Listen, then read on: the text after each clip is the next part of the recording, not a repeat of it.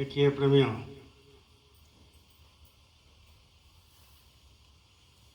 हम लोग सभी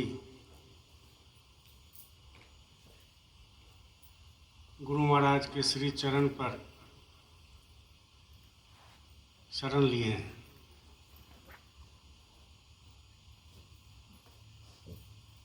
और बहुत सारे रिश्तेदार छूट गया,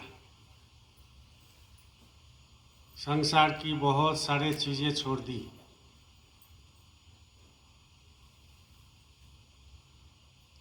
बहुत खाना पीना छोड़ दिया,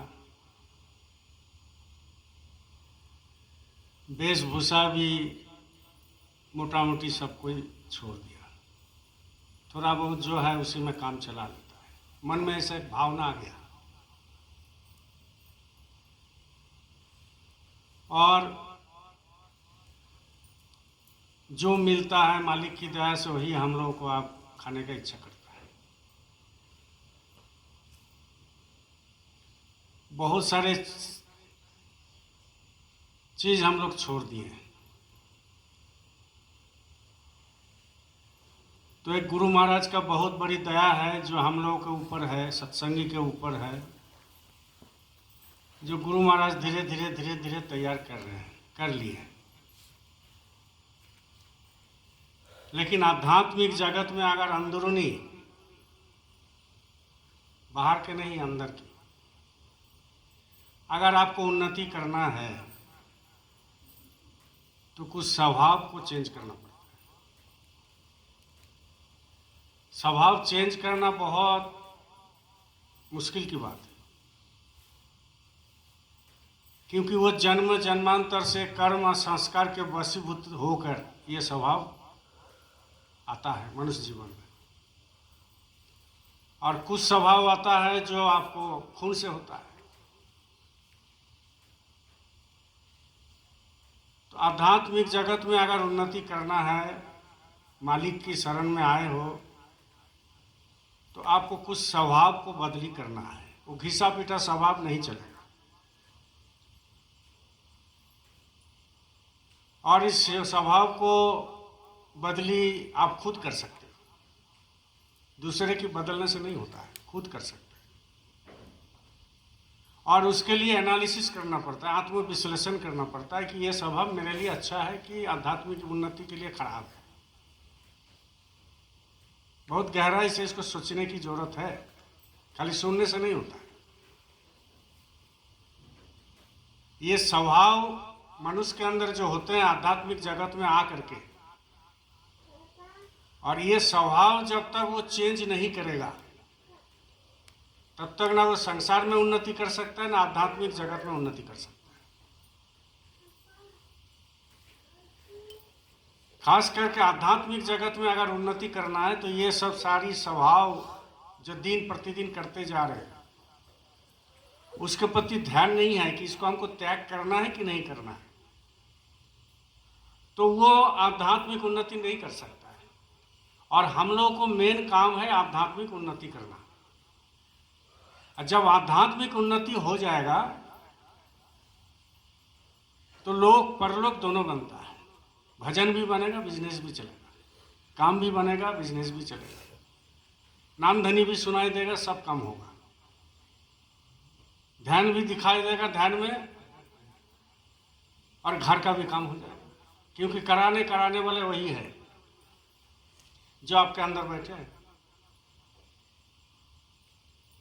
इसलिए हम लोगों को मेन उद्देश्य ही है, प्राणी मात्र है जो मनुष्य रूपी मंदिर में पैदा हुआ है, उनका मेन उद्देश्य ही है, मेन मोटो यही है कि हमारी जिंदगी बदल जाए। तो जिंदगी बदलने का मतलब ये नहीं है कि हमारा मान सम्मान बहुत हो जाए, पैसा हो जाए, गाड़ी घोड़ा हो जाए, फ्लैट हो जाए, घरबाड़ी हो जाए, बहुत कुछ मान सम्मान हो जाए। इसका मतलब जिंदगी बदलना नहीं हुआ है, क्योंकि ये 2-4 दिन, 10 दिन, 2 महीना, 4 महीना के लिए है। ये दुनिया परिवर्तनशील है, परिवर्तन होता है, डेली परिवर्तन हो रहा है। जैसे पृथ्वी घूम रहा है वैसा ही ये परिवर्तनशील है। कितनी राजा चले गए, कितनी रैयत चली गई, कितना मकान गिर गया, कितना राजा महाराजा का भवन गिर गया, कितनी राजा लोगों को संपत्ति दूसरे लोग हड़प लिया। जो महल बनाया था राजा सोचे थे कि हम जिंदगी में मरेंगे नहीं, और ऐसा ऐसा बना के रखा था जो आज उसमें झाड़ू लगाने वाला कोई नहीं है। किसके लिए बनाया था? अपने सुख के लिए बनाया था। किसके लिए बनाया था? मान सम्मान के लिए बनाया था। किस चीज़ के लिए बनाया था? कि मेरा आने वाला दिन बहुत अच्छा रहेगा। किस चीज़ के लिए बनाया था? कि मेरा जो वंशज है वो इसको देख रेख करेगा और बड़ी सुखी संपन्न रहेगा। लेकिन रिजल्ट क्या है? जीरो। क्योंकि चले गए। जब चले गए तो ये भी चला जाएगा, ये भी चला जाएगा, तो वो भी चला जाएगा।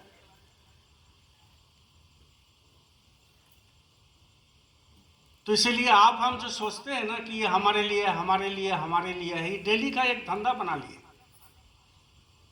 लेकिन उसको चेंज करने का कोई तरकीब नहीं सोचते, चेंज करने का कोई स्वभाव नहीं बदलते। और जब स्वभाव नहीं बदलेंगे तो ना सांसारिक तरक्की होगा, ना आध्यात्मिक उन्नति। तो बहुत बड़ी की बात है, बहुत दूर की बात है। इसीलिए संत कहते हैं कि जो ना तरई भव सागर नर समाज अस्पाय।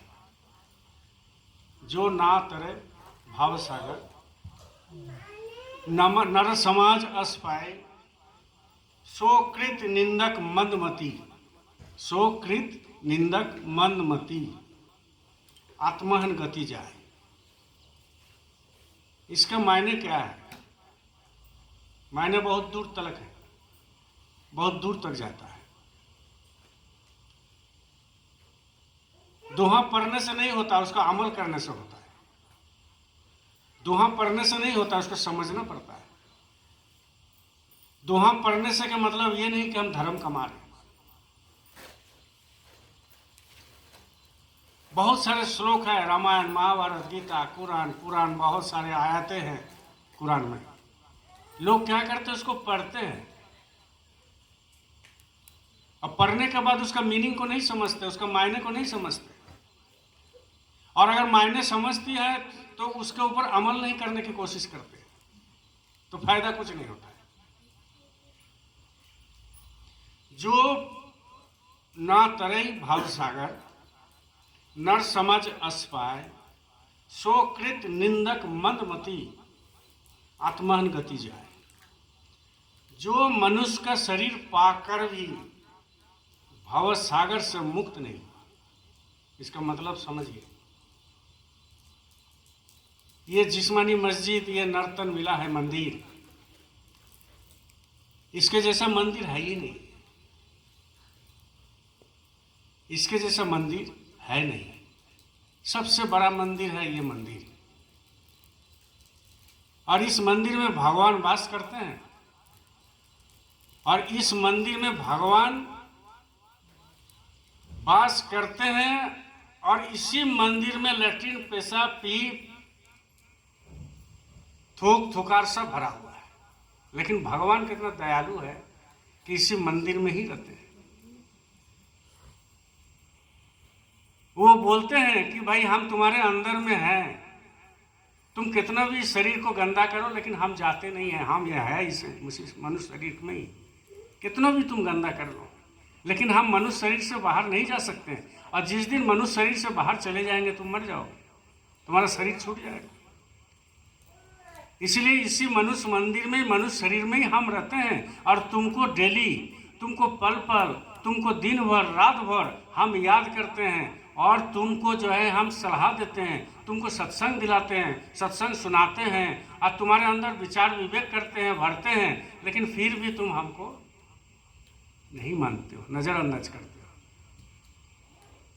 क्यों करते हो ऐसा? ये परमात्मा बताते हैं, गुरु बताते हैं, क्यों करते हो ऐसा? आखिर क्या हमने बिगाड़ा है तुम्हारा? क्या बिगाड़ा है तुम्हारा कि तुम ऐसा करते हो हमारे साथ? हम तुमको खाना दे रहे हैं, हम तुमको हवा दे रहे हैं, हम तुमको पानी दे रहे हैं, हम तुमको रहने का जगह दे रहे हैं, हम तुम्हारे शरीर को चला रहे हैं, और तुम क्या करते हो? हमको याद नहीं करते। आखिर क्यों? ऐसा क्यों? ये परमात्मा पूछ रहे हैं आपसे, हमने क्या दोष कर लिया? हम तुम्हारे लिए दिन भर सोचते हैं, रात भर सोचते हैं, पल पल सोचते हैं, सारी जिंदगी जब तक तुम्हारे अंदर है हम, तब तक तुमको हम सोचते हैं और याद दिलाते रहते हैं कि देखो ये भावसागर यहाँ जितना है, मृत्युलोक की कुछ नहीं है, बेकार है। इसलिए कहते हैं कि जो मनुष्य का शरीर पाकर भी परमात्मा को खोजते नहीं है, वो भवसागर पार कैसे हो सकता है? नहीं हो सकता। तो क्या कहते हैं कि इनकी जितना निंदा किया जाए उतना ही कम है। समझ लीजिए कितने बड़ा बात है। जो मनुष्य तन पा करके सत्संग नहीं आते हैं, जो मनुष्य तन पा करके मांस मछली अंडा खाते हैं, शराब पीते हैं, जो मनुष्य तन पा करके भी लोगों को जो है वो परमात्मा के पास जाने के लिए प्रेरणा नहीं देते हैं, ये शरीर पा करके भी वो कभी अपने मंदिर को झांकते नहीं हैं, और ये शरीर पा करके भी वो भजन नहीं करते हैं, और ये शरीर पा करके भी गुरु को याद नहीं करते हैं, और ये शरीर पा करके भी वो गुरु की सत्संग की बात को अमल नहीं करते, सत्संग में नहीं जाते हैं। तो इसका जितना निंदा किया जाए उतना कम है। जितना निंदा किया जाए, कितना बड़ी बात बोले। इसलिए इस जीवन जो हम लोग को मिला, इसका उद्देश्य समझ में नहीं आता। खाना खा लिया, चल दिए। 70-80 साल में क्विंटल क्विंटल चावल खा गया। 70-80 साल में कितना गैलन पानी पी लिया। 70-80 साल में कितनी सब्जी खा लिया। 70-80 साल में क्या क्या काम कर लिया। लेकिन जो असली काम है उसके लिए घर बार नहीं छोड़ना है, उसके लिए संसार नहीं छोड़ना है, उसके लिए आपको ड्रेस चेंज नहीं करना है, उसके लिए माला तिलक चंदन नहीं लगाना है, उसके लिए आपको भभूत नहीं लगाना है, उसके लिए आपको जंगल नहीं जाना है, उसके लिए आपको जो है घर का दरवाज़ा बंद करके जो है 24 घंटा बैठना नहीं है, उसके लिए आपको कोई एक्स्ट्रा कुछ नहीं करना है। खाली परमात्मा गुरु क्या बताते हैं कि हमको 1-2 घंटा समय दे देना, उसी में काम बना देंगे। कल युग समान युग नहीं, जो नर करे विश्वास। कलयुग के समान तो युग नहीं। सतयुग में 1,00,000 बरस तक आयु था, त्रेता में 10,000, द्वापर में 1,000 और कलयुग में 100। तो 100 साल में आप भाई बचपन बिताओ, जवानी बिताओ, प्रौढ़ावस्था बिताओ, वृद्धावस्था बिताओ, इसके बाद चल जाए। और इसी 70-80 साल में आपको पढ़ना है, पढ़ाना है, आपको कमाई करना है, लोगों को देखना है। और इसी 70-80 साल में इसके अंदर शादी भी करना है, अपने भी बच्चे होते हैं, इसके बाद उसको भी पढ़ाना है, फिर नाती पोता को आदमी बनाना है, फिर नौकरी ढूंढना है, चाकरी ढूंढना है, फिर बिजनेस करना है, और कितने झंझट है। तो इसलिए परमात्मा ने देखा, सदगुरु दया किया मनुष्य के ऊपर, जीवों के ऊपर, कि भाई एक काम करो, 70-80 साल 100 साल में क्या होने वाला है। तो ये 70-80 साल में कुछ नहीं होने वाला है। इसलिए ये करना है क्या कि कम से कम आप एक काम करो कि 1-2 घंटा हमें समय दे दो, बस, और कुछ नहीं करना है। कितना सहज सरल रास्ता बता दिया। 1-2 घंटा समय दे देना, और उसके लिए आपको कुछ नहीं करना है, बस चुपचाप बैठ करके सुमिरन ध्यान भजन कर लेना। आपकी भाव धीरे धीरे जमेगा, एक दिन में नहीं होगा। आज सुमिरन ध्यान भजन में बैठ गए तो नहीं जम सकता। बोलो जय गुरुदेव। जय प्रशांत, ये सामने आ जाओ, सामने। यहाँ तुमको बोला फास्ट बॉय बनना है, तुम लास्ट बॉय बनता है, बीड़ी फूंकता है पीछे में बैठ। यहाँ बैठो, मोबाइल देखने से तो बढ़िया है कि सत्संग सुनो। बोलो जय गुरुदेव। आपकी बात से सामने आके बैठो। चाहते हैं तुमको आगे बढ़ाना तो तुम पीछे बैठो। बड़ी खुशी की बात है, ये बोला कि हर संडे को आएंगे भैया, बड़ी दिल गदगद हो गया, अच्छी बात। बोलो जय गुरुदेव। तो कहने का मतलब ये खाली आना जाना इसके लिए जिंदगी नहीं मिला। जिंदगी मिला है कोई काम करने के लिए मिला है। जब बैठोगे तब तो रस मिलेगा, नहीं बैठेगा तो रस कहाँ से मिलेगा? रस उसी समय मिलता है जब बैठोगे। अनुभव करना पड़ता है, और धीरे धीरे जितना अनुभव होगा उतना परमात्मा के ऊपर, गुरु के ऊपर विश्वास बढ़ता रहेगा। विश्वास एक दिन में नहीं होता है मेरे भाई बहन। जैसे जैसे तुम आगे बढ़ोगे अनुभव होता रहेगा, ऐसा ऐसा इनके ऊपर विश्वास जमते रहेगा,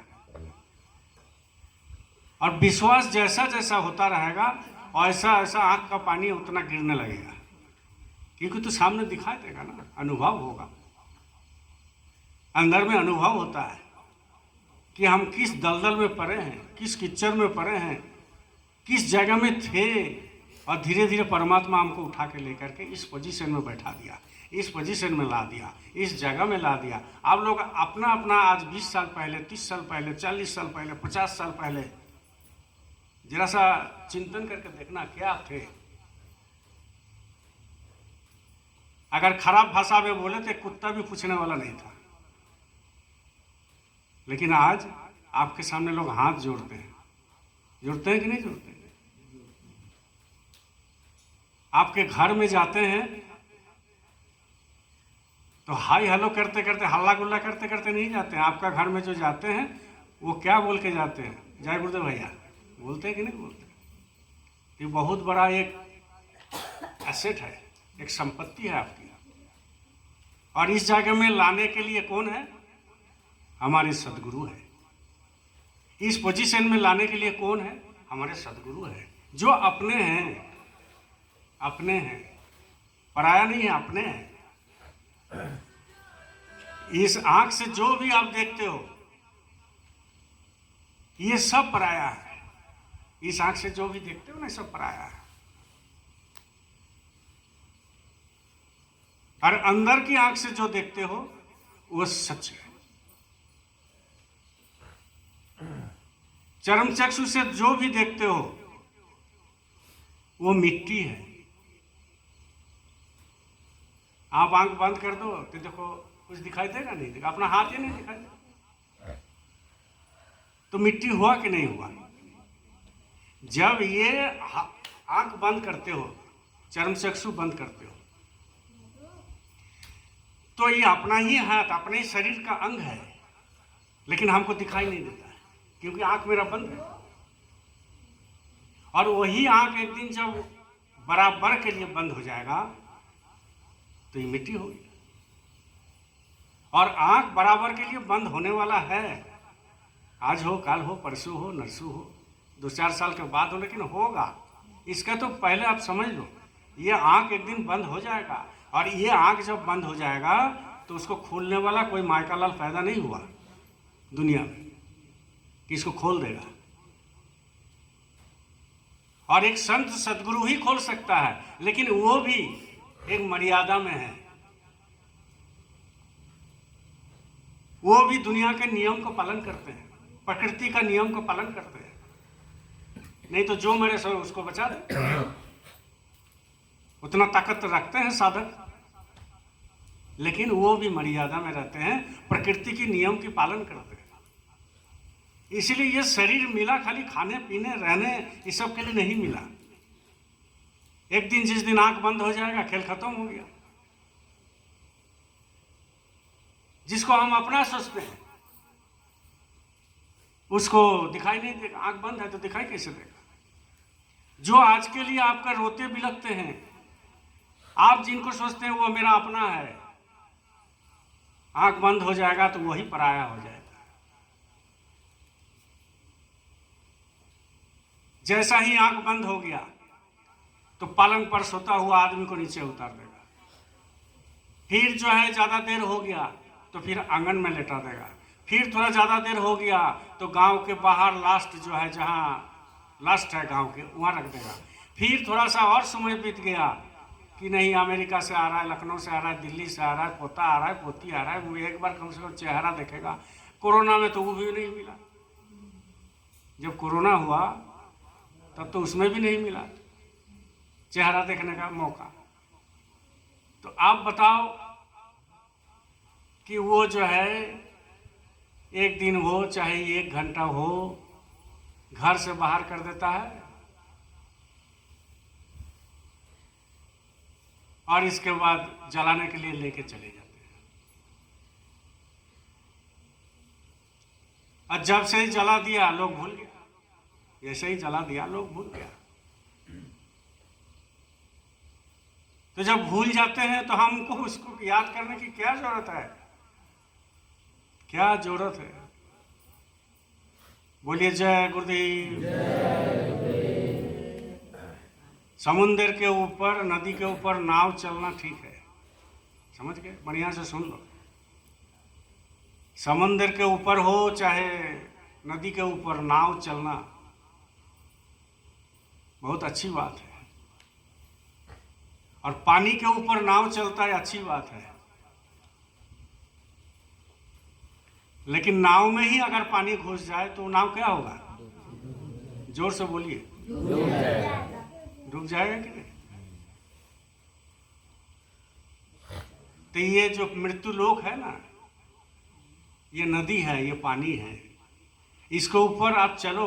नाव आपका शरीर है, नाव आपका शरीर है, और मृत्यु लोक आपका नदी है। ये नदी के मृत्यु लोक रूपी नदी में आपकी ये शरीर रूपी नाव चल रहा है, बहुत अच्छी बात है। लेकिन इसी शरीर रूपी नाव में अगर वो मृत्यु लोक रूपी पानी घुस जाए तो ये डूबेगा कि नहीं डूबेगा? डूब जाएगा। इसलिए ये मृत्यु लोक रूपी जो नदी है और ये शरीर रूपी जो नाव है, इसमें पानी घुसने मत देना। मतलब विकार घुसने मत देना, माया घुसने मत देना।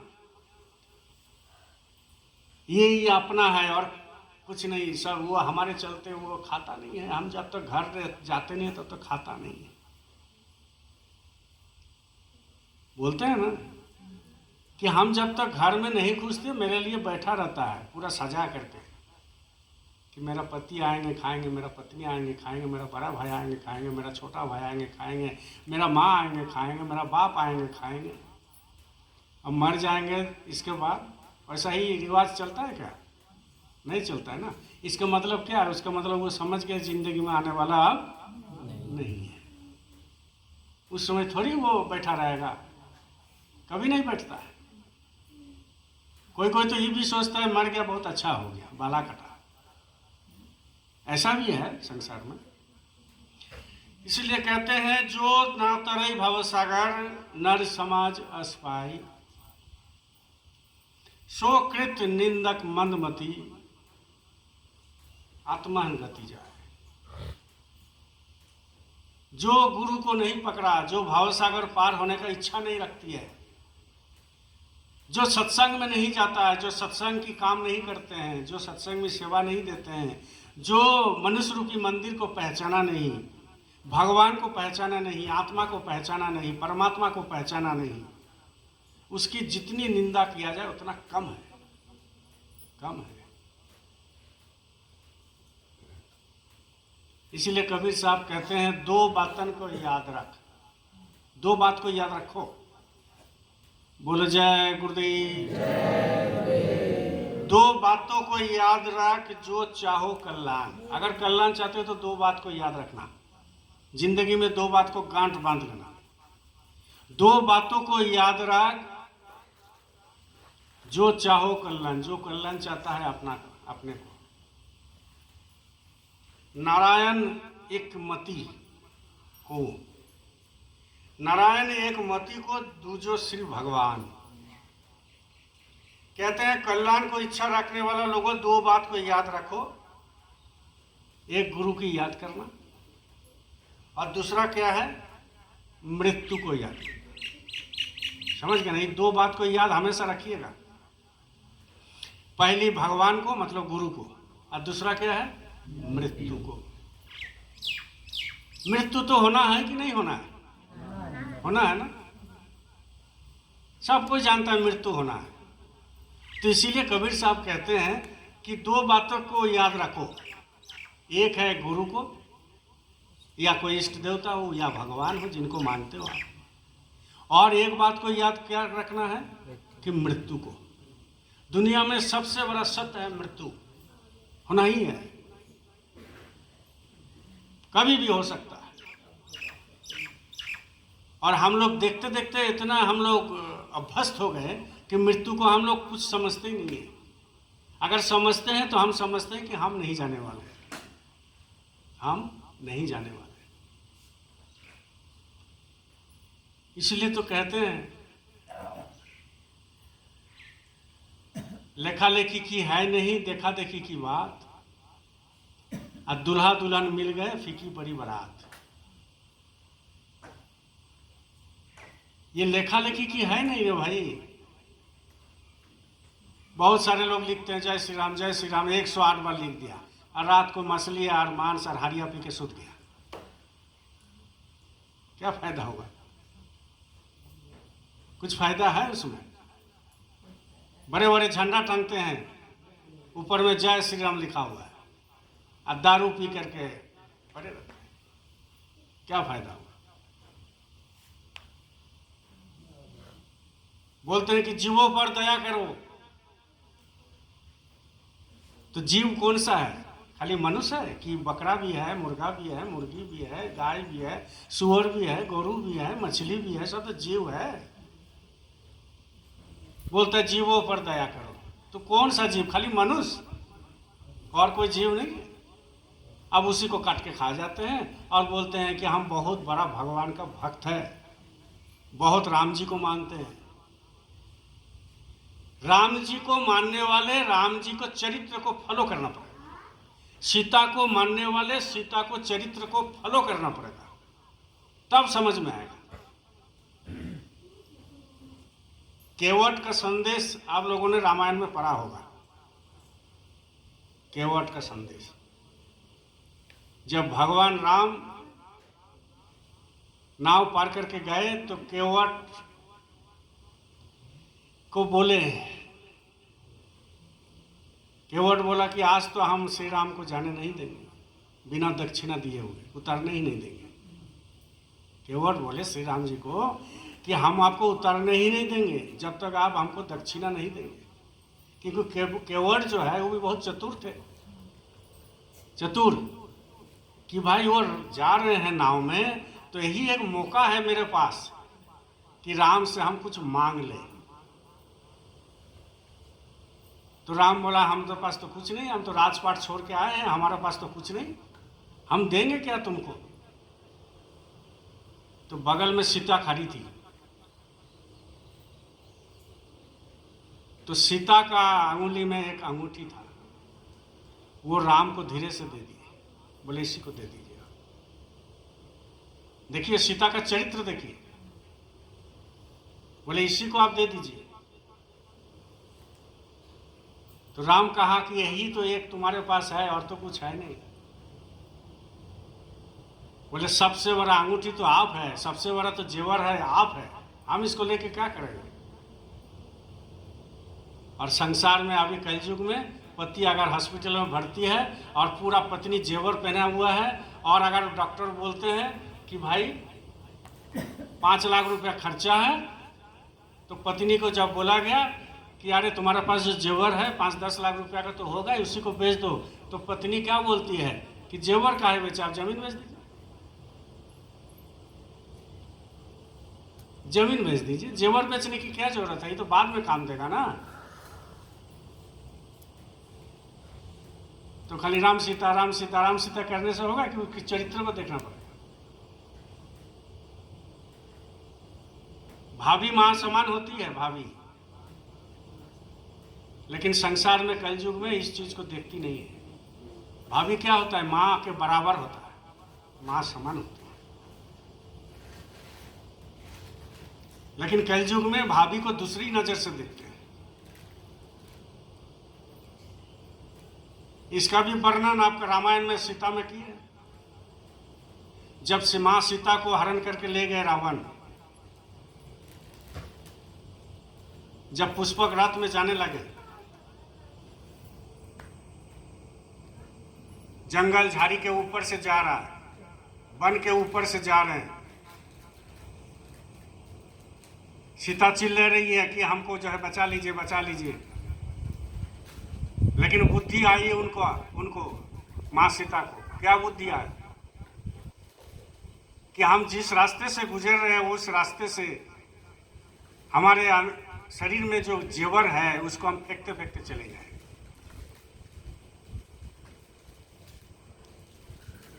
तो जो पायल में पायल था वो पहले फेंक दिया,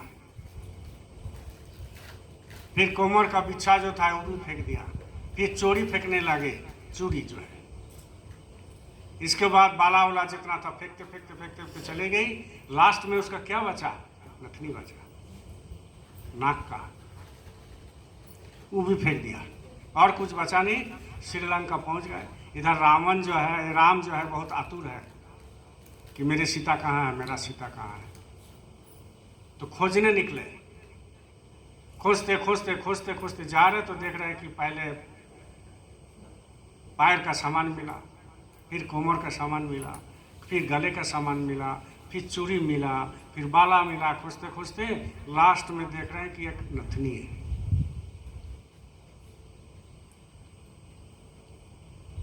तो वो जब उठाए हनुमान जी, उसको उठा लिया कि देखिए मां सीता इधर से गया। तो उनको पूछा कि ये मां सीता का है कि दूसरे का है, तुमको कैसे पता चला? ये तो चूड़ी वाला ये तो हम देखे हैं, लेकिन ये कैसे पता चला? तो लक्ष्मण को सामने ले गए कि इसको पहचानते हो? ये नथनी को तुम पहचानते हो? ये मां सीता का है ना, तुम्हारा भाभी की है कि नहीं? तो लक्ष्मण क्या जवाब दे रहे सुन लीजिए कि आज तक हम भाभी के शकल को नहीं देखे हैं। जब भी बात किए मुड़ी नीचे करके बात किए, तब नथनी कैसे देखेंगे? कितनी बड़ी चरित्र है देखिए। आजकल मिलेगा? नहीं मिल सकता। कितना बड़ा चरित्र है। रामायण को समझना उतना सीधा बात नहीं है, महाभारत को समझना उतना सीधा बात नहीं है, कुरान को समझना उतना सीधा बात नहीं, बाइबल को समझना उतना सीधा बात नहीं। ये धर्म को जो है लोग भ्रष्ट करके रख दिया।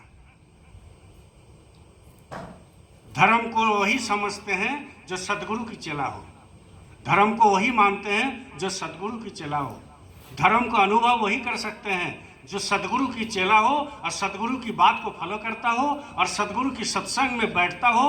और बैठता खाली नहीं है, चेत करके बैठता हो, जाग करके बैठता हो, वही समझ सकते हैं।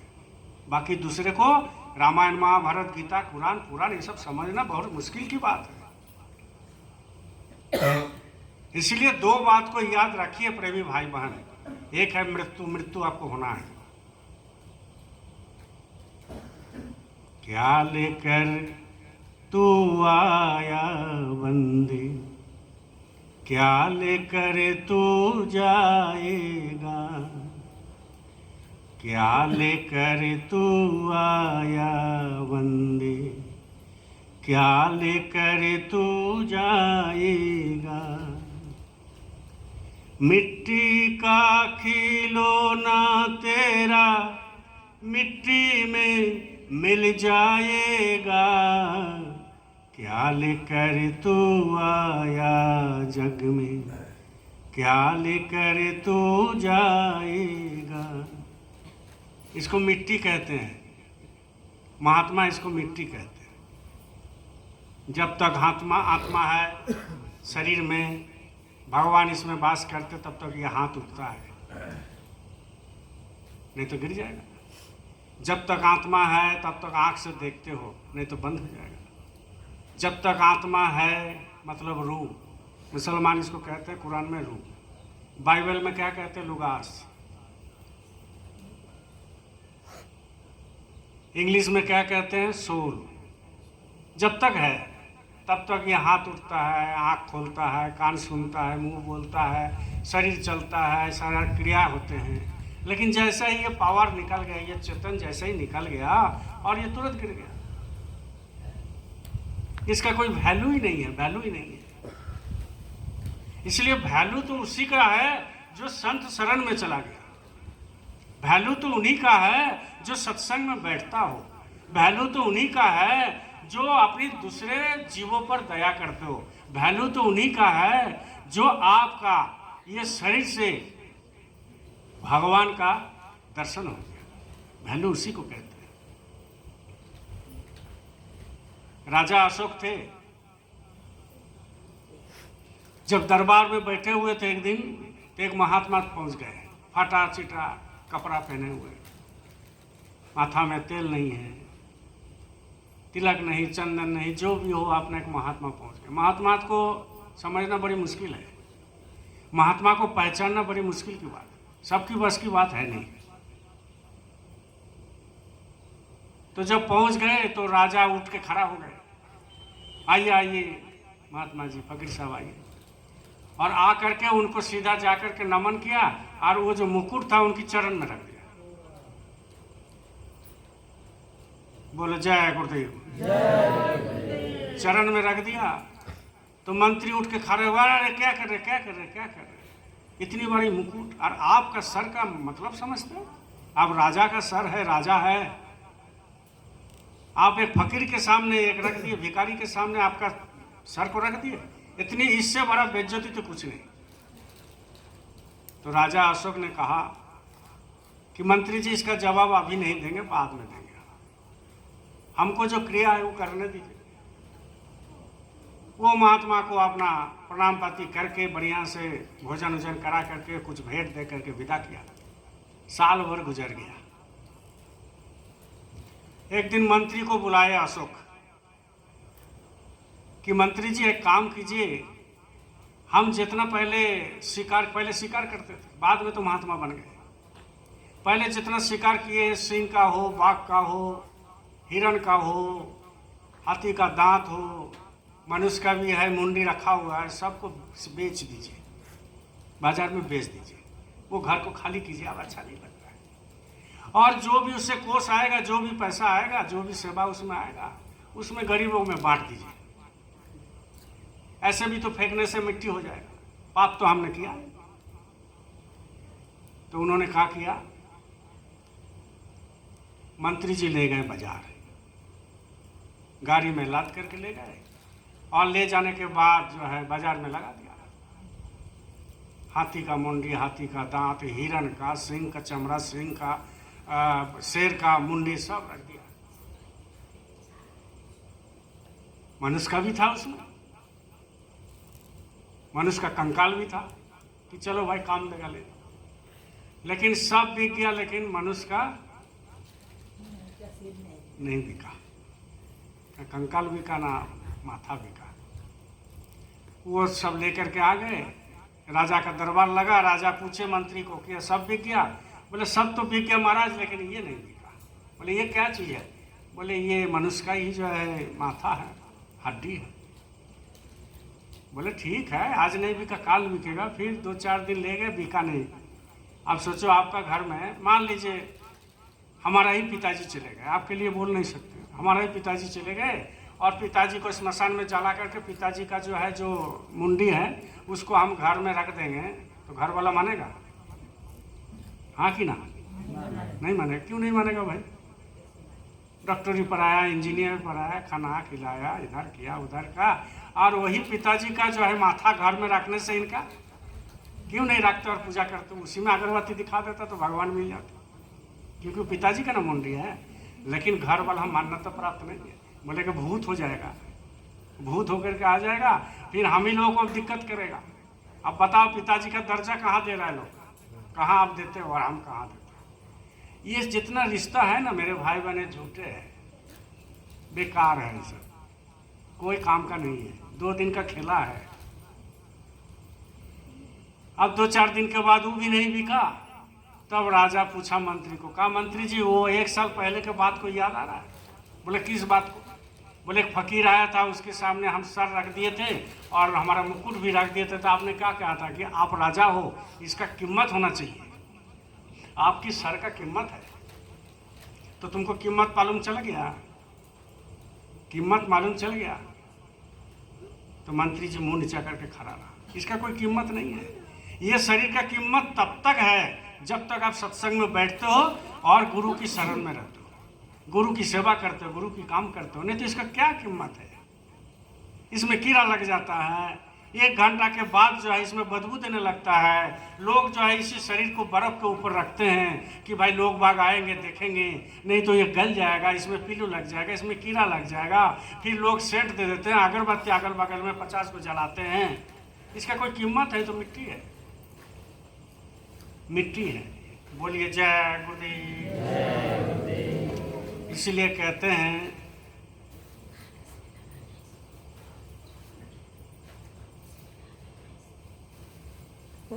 राम नाम के साबुन से जो मन कमल छुराएगा, जय गुरुदेव के नाम से जो मन का मल छुराएगा, निर्मल मन के दर्पण में ओ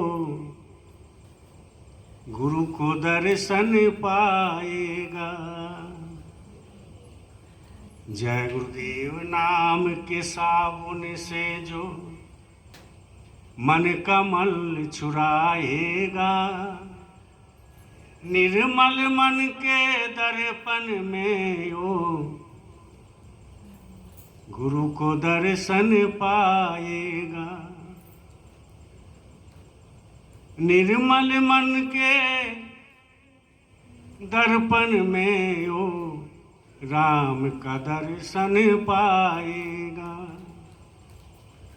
जय गुरुदेव, जय गुरुदेव, जय गुरुदेव, जय गुरुदेव।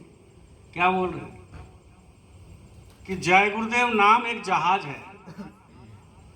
कलयुग में सत्य जग में सत्य की पूजा होती थी, त्रेता में राम का, द्वापर में कृष्ण का, और कलयुग में बाबा जय गुरुदेव जी नाम का। राम में भी शक्ति है, राम नाम में भी शक्ति है, लेकिन नाम में शक्ति है। क्या कहते हैं कि राम से बड़ा राम का नाम है। बोलो जय गुरुदेव। राम से बड़ा राम का नाम है, जो नाम आपको मिला, जो दूसरे को नहीं मिला। नाम 2 किस्म का होते हैं, एक मुंह से बोला जाता है और एक कान से सुना जाता है। ये कान से नहीं, अंदर में कान है आत्मा का, उससे सुना जाता है। नाम 2 किस्म का होता है, एक मुंह से बोला जाता है राम राम राम राम राम कृष्ण कृष्ण कृष्ण, ये जीव से बोला जाता है। लेकिन एक नाम होता है जो अंदर से आवाज आता है, उसको कहते हैं शब्द, उसको कहते हैं नाम, उसको कहते हैं कि कलमा, कुरान में लिखा हुआ है कलमा आयत है, उसको कहते हैं साउंड ऑफ द गॉड, उसको कहते हैं नाम। वो नाम आपके अंदर 24 घंटा आ रहा है, चाहे वो डकायत हो, चाहे बच्चे हो, चाहे बच्ची हो, चाहे नर हो, चाहे नारी हो, चाहे कत्ल हो, चाहे जो भी हो, सबके जीवों के अंदर आ रहा है। लेकिन आपके मनुष्य के अंदर एक ट्रांसमिशन ऐसा लगा दिया जो वो नाम को कैच करता है, जो दूसरे जीव नहीं कर सकता है, जो दूसरा जीव नहीं कर सकता है, मनुष्य कर सकता है। वो एक ऐसा मशीन इसमें रखा है, उसको कैच करेगा और कैच करके आपको सुनाएगा, और जैसा ही सुनाएगा तो वो नाम आपको परिवर्तन कर देगा, जिंदगी को परिवर्तन कर देगा, आध्यात्मिक जगत में उन्नति कर देगा, वो सुनेगा तब। तो ये जय गुरुदेव नाम एक कलयुग में एक जहाज है, और उसी जहाज में इतनी जगह है कि उसमें सारी दुनिया चढ़ जाए तो कम पड़ेगा। और जय गुरुदेव नाम जिसका घर में सुबह शाम हो रहा धनी, उसकी कितना उसकी उन्नति, आध्यात्मिक हो, लोक हो, परलोक हो, कोई आपका कोई संसार में दुख तकलीफ हो उससे दूर हो रहा है, कोई संकट आ रहा है हो तो ऊपर से वो दरवाजा के बाहर ही चला जाता है। थोड़ा बहुत तो धक्का लगेगा भाई, बगल में किसी का आग लगेगा घर में और उसका भी पुआल का घर है और आपका भी पुआल का घर है, तो आपका घर जलेगा नहीं, तब तक तो दमकल भी आ जाएगा, तब तक पानी भी पड़ जाएगा, लेकिन थोड़ा बहुत तो आँच आएगा कि नहीं आएगा? आएगा। तो ऐसा ही जो आपके अंदर में जय गुरुदेव ध्वनि आप चलाओगे हर श्वास में, हर पल में, तो वो आपको जलाएगा नहीं, लेकिन थोड़ा बहुत तो आँच तो आता ही है। इसलिए कहते हैं ये शरीर ये अनमल प्राणी, ये शरीर है ये अनमल प्राणी, प्रभु को कृपा से पाया है। ये अनमोल शरीर प्रभु की कृपा से पाया है। कितनी माता पिता का संस्कार है मालूम है, और कितना पिता का ब्रिज से एक बूंद चला जाता है माँ का गर्भ में तो वो बच्चे हो जाते हैं। कितनी मुद्दत की बात है, कितना किस्मत की बात है कि आप और हम उसी में से हम पैदा हो गए। तो ये अनमोल हो गया, अनमोल, ये बार बार नहीं मिलेगा। आप सोचते हो कि नहीं गुरु महाराज बोल के गए हैं, नामदान ले लिए, अभी फिर मनुष्य जन्म मिलेगा, अब फिर मनुष्य जन्म मिलेगा, कहाँ मिलेगा, कैसे मिलेगा, कैसा घर मिलेगा? थोड़ी कि टीवी और मोबाइल का दुकान जहाँ है वहीं धनंजय को दे देगा, हाँ? दे देगा?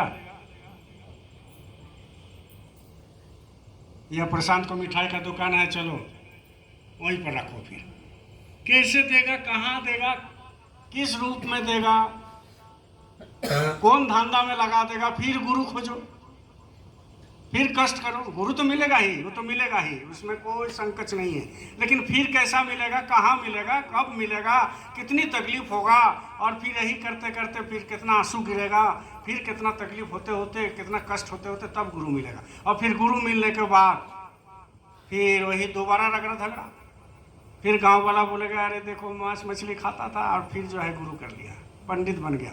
तो इस जन्म में तो सुने, फिर अगला जन्म में फिर सुनो, इस जन्म में तो सुन ही रहे हैं ना। आपकी गांव वाला, आपका घर वाला, आपका रिश्तेदार वाला बोलता है, फिर अगर ऐसा ही हुआ तो दूसरे जन्म में भी तो बोलेगा कि देखो पंडित बन गया। और फिर हो सकता है गांव का पानी भी आपको नहीं पीने दे।